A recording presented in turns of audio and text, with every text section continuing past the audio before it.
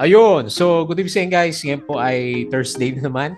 So, July 24, 2025. At yung closing natin is sideways lang sa mga blue chips. Pero sa individual stocks natin, small caps, marami ulit yung gumalaw sa kanila for today's trading natin. So, close tayo ng 6,444.16, negative 0.28%. Pero meron tayong 96 point, andap-andap, 96.31 million net foreign buy. Maganda naman yung galaw ng ng US market ulit kagabi. So talaga hindi tayo makasabay doon, no. So ayaw pa niya kasi wala ang tulak ng mga foreigners. Pero kung may mahawak kayo na tech stocks, so baka nakikita nyo na rin sa US market, medyo nagpo-pullback na rin sila. So may mga nakikita na ako nagpo-pullback ng mga tech stocks natin. So overbought kasi karamihan sa kanila. So hopefully by the time na magsawa na sila sa US market, pumunta naman sila sa Asian markets. Sa crypto, ano bang galaw natin sa crypto? Okay, may konting pag-drop sila, may mga nakita ako doon na negative 5 tsaka mga negative 8%. Pero si Bitcoin nasa 118K pa rin. Ayan. So anyway, bagyo sa Pilipinas, may mga nakita ko mga walang pasok minsan at saka yung baha, di ba? Kasi pangatlong bagyo na yung paparating for the month of July o this week lang ba yon? Yung tatlong bagyo na yun kaya nagkababa sa buong Pilipinas. Hindi lang naman sa Manila kahit doon sa mga probinsya may mga baha din po tayo na nakikita. So paano kaya yung ginagawa nila doon sa Taal, di ba? So naghanap sila ng mga fragments ng mga bones doon. Baka mahirap na rin kumuha, di ba? So wala na rin ako masyadong nababalitaan tungkol doon kung ano na ba pinakabago. Okay. So ang isang ewan ko kung magkakaroon ng negative news reaction yung market natin bukas is yung ongoing na gera. May gera na naman. So, eto naman sa Asia, si Cambodia at saka si Thailand. Ito matindi si Thailand eh. Binomba si Cambodia ng kayang mga jet fighters. So, malapit lang, di ba? So, dito lang Malaysia, Thailand. By land lang yan eh, magkadugtong siya. So, anyway, hopefully hindi siya masyadong mag-escalate and then mag-escalate na rin siya sa mga succeeding days. Kasi wala naman masyadong mga military dun eh.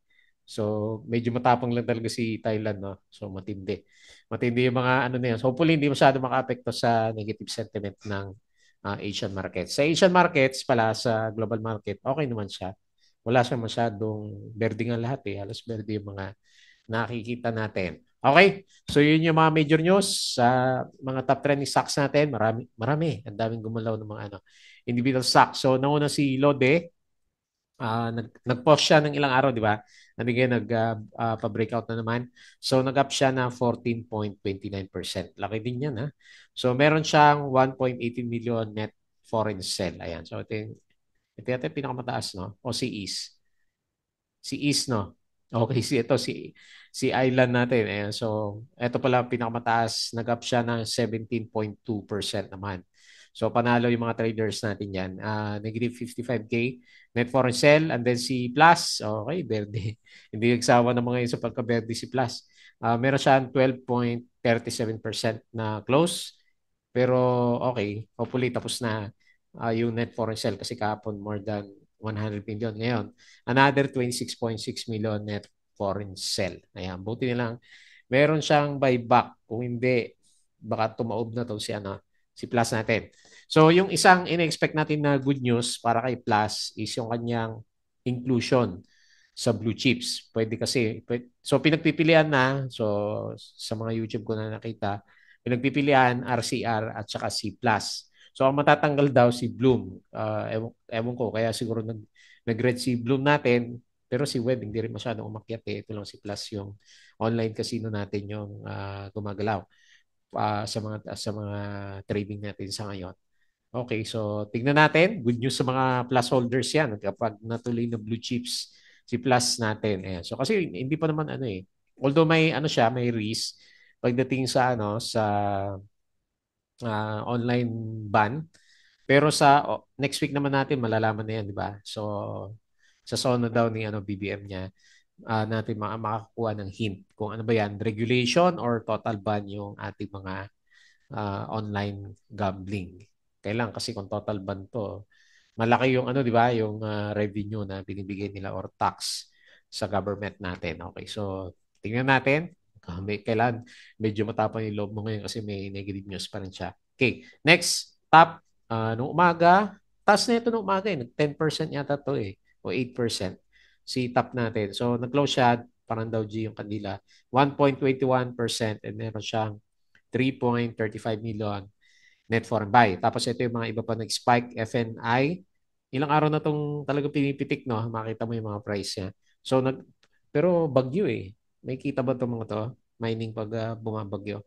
So, nag-push siya ng 5.38% and meron siyang 589K net foreign sell.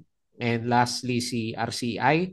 So, another green day para sa kanya. So, ganda rin ng galaw na ito. 5.28% and meron siyang 27.3K net foreign sell. Okay? So, yun pa yung mga pag-usapan natin sa review natin for today.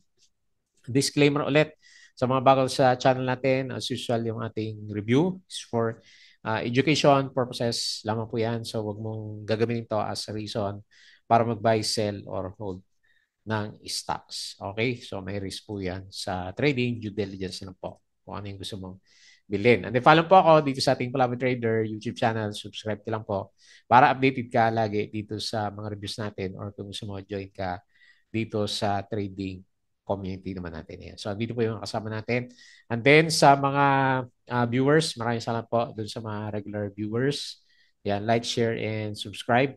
Company reviews, mga sample trades sa market, basic indicators, technical analysis, fundamentals, yung mga risk management, and PSC, stock market studies para sa mga basic learnings po sa market natin. So sa crypto, follow mo na lang po ako dito sa ating Palaboy Trader Crypto ko to. Ayan, para updated ka sa updated. Hindi ako masyadong updated pero kung meron tayong mga videos sa crypto, magbablog tayo dyan. Sa social media, follow po ako dito sa ating Facebook account. Ayan. Or dito sa Facebook page. Bodega Peak, yung mga articles natin sa local market. And then sa Twitter, meron tayong summary. Okay, basahin natin. O nag-pullback si ano ah. So medyo namula si services, negative 1.13%. And ang malakas lang sa kalam is si mining and oil, nag-up ng 1.36%. Buti nakabawi yung ano net foreign tayo na buy, di ba, 96 million. Pero pre-close, ang nakita ko sa kanya is nasa halos 300 million yung ano net foreign sell natin ba. So meron nag-buy up ng mga shares.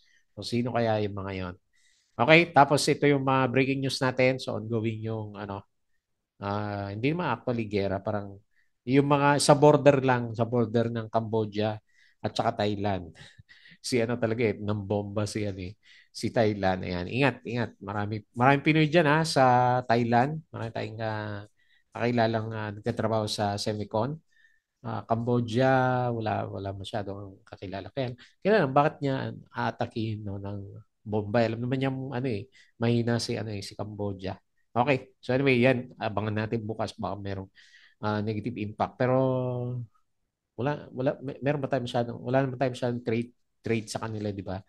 Okay. So foreign funds sold, BPI, China Bank, East West, Metrobank, PSE, FGen, Shell PH, CNPF, DNL, MI, IMI, ATNB, Costco, si Idol, Lodi, Ali Erich, Globe, Converge dito, Cebu ICT Mac, STI, Bloom Plus Web, Pure Gold, FNI, at saka si OJP. Ayan. So, next, 30 daw si ano. Si Plus. Okay. So, foreign funds bought, AUB, BDO, PNB, ASEN, Alter, AP, FPH, Monde, URC, ABA, AC, Aboites, AGI, CPG, Double Dragon, MEG, RCR, Robinson Land, Tel, Apollo, Robinsons Retail, APX Nickel, at saka si PX naman natin. Si RCR, di ba? Um, Pinagbubutuhan kung gagawing blue chips pero si RLC natanggal dati yan sa ano sa blue chips natin. Okay? So, meron na ba tayong summary dito na iba? Okay, meron. Alas 2. Ito, alas 3 muna. Ito muna. So, Pure Gold, namumuro. 3.08% SEC. Ayan, finally. Lapit na ba? October yata yung dividends nito eh. So, nakap siya ng 2.3%, Aboitiz Equity, 2.29, URC 1.4%. 0.49, BDO 1.12, and GGS 0.92%. So sa losers, ICT minus 2.87, Bloomberry minus 2.6, Meralco 2.2, GTCap negative 1.6, Globe negative 1.54%. Halos pantay lang naman pala yung, ano, yung mga gainers at saka loser. Nung alas 2, bago yung closing, SCC yung nangunguna. Okay. So, malakas si SCC ah. Yan na ba yun? Reversal natin. Okay. Asian Stocks Gain Thursday. Marami yung verde sa Asian Stocks po natin. Okay. So, kita natin yan. SM Group is boosting sustainability by sourcing renewable energy for its schools via a new partnership with Advent Power. Okay. So, nung alas 12, pure gold talaga, no? 2.0 to. Okay. So, anyway, uh, nung alas 11, URC at saka CAAD naman. Okay. ICT boosted stake in Brazilian port property firm to 73%. Ayan. Kasama na rin yan. Catalyst. DigiPlus seeking dialogue with lawmakers regarding proposed online which could heavily impact its revenue. Tama nga naman. Company reiterates its push for a regulated e-gaming framework. Kaya si Plus kasi ang pinakamalaki yung revenue sa online gaming sa yung mga legal. So alas 11, si mga winners. Aboites, EPT, Ventures. Pinma, 8% rise in net income. So ongoing yung share buyback ni Plus. Nakailan na siya? So 73 million na. Laki pa yan. 6 billion yung pambili niya. Okay. Follow-on offering si Philinvest Development. Philinvest broke ground for new 35-story The Highline Residential Tower. Share buyback pa rin, Fruit, AJ Plus at saka si Mrs. G. Gross revenues from online gambling are expected to hit 480 billion this year. Ayan. Ayan. Pag nawala yan. Halos half trillion na yan. So top line, the country's first and so far only company to go public is on track for a potential banner year. Ayan. Laki ba naman? 400%. Noong alas 10, San Miguel at saka China Bank yung nangunguna. So US tariffs push Jeep and Fiat owners it's into massive loss. Okay, yung mga kotse. Plus, okay, share buyback, Asia Pacific, maganda. Plus Bloom, kahapon na to, kahapon yan. So, ICT, okay na yan, pag-usapan na. Trump will sign AI order to fast-track big projects. Okay. So, TAP secured a 1 billion deal for 38 service station, a 2 million liter depot, and 15 tankers from Total Oil Gas and Ballston Metro. Okay, so very good news. And yeah, maganda pa rin sa sa US market. Pero nakita ko na may mga bumabagsak na mga mga stocks na. Ngayon, time to profit take siguro. Okay, so patalastas ulit yung ating Patreon channel. Yung mga gusto ng guide sa trading sa market, sali lang po kayo dito. Okay? So message niyo po ako pag may questions po kayo. And then, tingin tayo dito sa galawan ni PSE. Wala tayong mapag-usapan sa blue chips sideways yung yung galawan nila. Market sa isang araw, next day, pullback. Ayan. Sideways pa rin po. So, yung laro ng market is nandun sa mga small caps. Ayan. So, anyway, okay na yan. Basta wag lang siya mag-below ng RSI 50 levels natin. Nagre-recover na yung MACD formation. Siguro nag-profit taking na kasi malakas yung 1.68 tayo kahapon Tapos ngayon is negative 0.28 lang. Okay? So hanggat may net foreign buy, hindi pa ghost month. Ayan, 6.4K yung closing natin. Ayan. So tingin tayo sa mga winners. Si East Island Information. So nag-pullback and then nag-bounce. So 17.2% ang gain. Si Plus, si Lodi pala. Si Idol natin. Ayan, ang ganda ng galaw. Up 14.29 plus 12.37. Uy, maganda. Parang bullish. Parang morning star na siya. So, tingnan natin mamaya. Tapos si FNI. Lagi nang breakout to si FNI. Talagang may bumobomba. No? So 5.38% up, RCI, yun, na Dow G. 5.28% may volume na lang si APX 3.2. Ayun, ganda na setup. Tapos si Mart, hindi. Si Wilcon, yun, tuloy si Wilcon. 2.86 and SCC. First time ko nakitang gumalaw ulit. Ayan, So, last time nabigyan dividends, di ba? So, tignan natin. Umpisa na ba? Ano ba yung October? Alam ko October yung ano niya eh. Yung bigay niya. Tapos si Double Dragon, ayan, market na rin. So, medyo malakas din yung downtrend ni Double Dragon. So, sa losers, may volume na lang hanapin natin. Si IMI. Nauntog na. Aga naman mauntog ni IMI. Negative 4.64% si PG. Minus 3.9. Ayan. May dividends sa kasi bukas, ex-date. July. Ngayon ba? Ngayon. Thursday pala. Ayan. So, nag-ex-date na po. Ayun. So, ayun pa yung kandila. Ito yung titignan ko eh.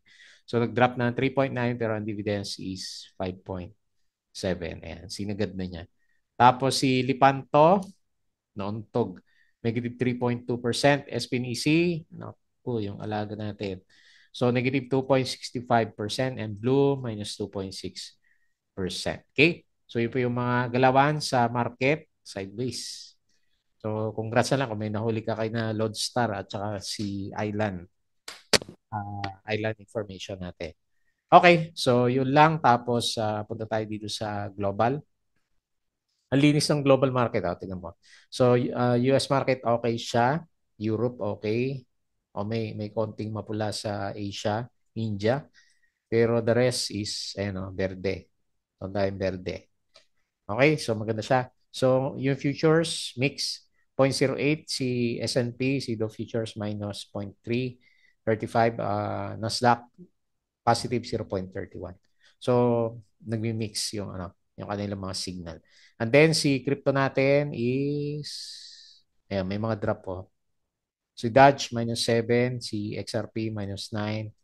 Ayan, profit taking ng 118 si Bitcoin, Ethereum 3.6, XRP 3.1, BNB 762, Sol 185. Ayan, nagda-drop na sila. Minus 6%. Ayan. Profit taking nasa cryptos. So balik tayo dito and quick review sa mga trending stocks. Okay, so unahin natin yung idol natin, si Lode. So nakasingit siya, no? Lakas ng galaw. So small caps pero meron naman siya volume 7.86 million. So on the way na tayo ulit. Babalik siya, mukhang susunduin yung mga na trap dito sa bandang taas. So 0.55. So ano bang balita dun sa Wala na akong nakitang follow-up dun sa increase in authorized capital stock. So 0.55 and then pinaka-support nag-flag formation siya. Ang laki ng niya, no? Ang laki ng pullback tapos ngayon bumabawi na siya. So hopefully makahabol hanggang bukas si Lodi natin para mas tumaas pa yung price action. So hindi pa naman siya overbought and kailan yung MACD niya. Sobrang parabolic yung price action niya. Bullish yung mga indicator natin para kay Lodi. Congrats! So kung natis mo siya ng ilang araw, no? Bumili ka dito, 1, 2, 3, 4. After 5 trading days, up na ng 14.29%. So nag-close, sinagad sa 0.48 and meron siya negative 1.18 million net foreign sell. Okay, so congrats kung meron kang Lode. Ang dami nating mga small caps na pumipitik. Tapos si next, yung alaga natin, si Plus. Okay, another green day. So, plus. Tignan natin bukas. Kasi Friday, baka profit taking muna si plus natin. So, mainit pa rin yung rumors na kino-consider nga siya para maging blue chips kasi yung rules medyo vague siya.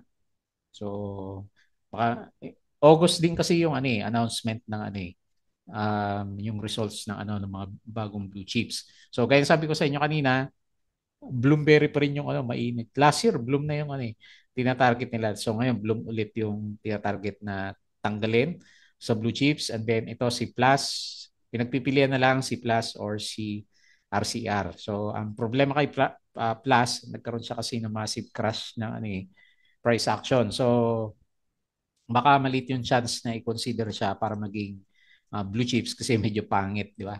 Blue chips is, ang definition niya kasi top 30 best companies in the Philippines, di ba? So, pinipili nila yung maganda yung history tsaka price action niya. Ayan. So, ito yung isa sa negative sa kanya. So, tingnan natin habang pinag-uusapan siya.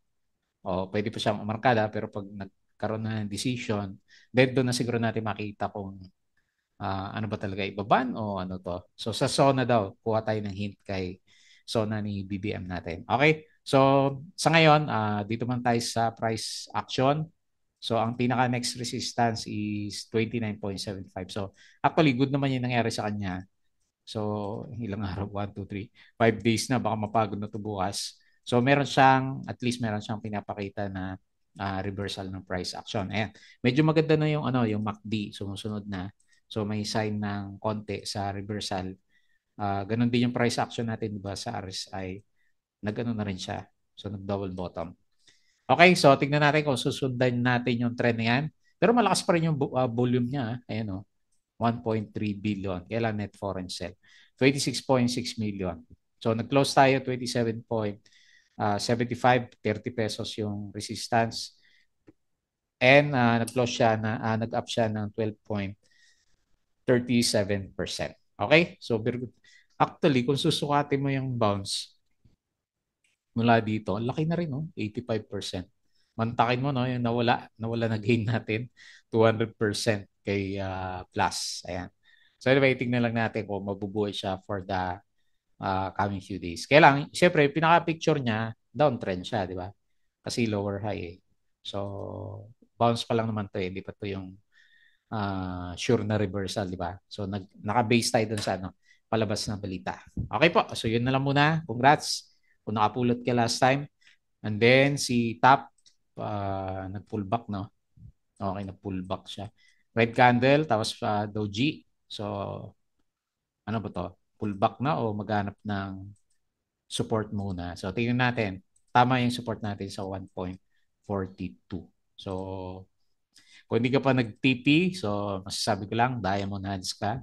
Kasi umabot na to ng halos 500%. No? Umabot na siya ng 500% last time. Ayan. Kung long term ka, pwede rin naman. So, wag lang tumagos dito sa ano, MA9.